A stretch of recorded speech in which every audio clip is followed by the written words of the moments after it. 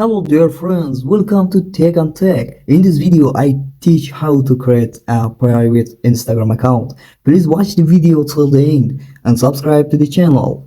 Let's go for private account for Instagram. Step 1. Open the Instagram account, click your profile and click the menu and it's down account privacy. Click the account privacy and this is account privacy account. Okay, if you want to make your account private, turn on this tick. Easy. Switch to click the switch to profile.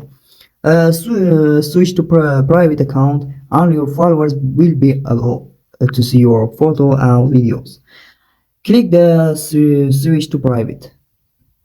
Easy, your private account created. You have private account. Okay, bro. Please like the video and subscribe the channel. Tech on Tech.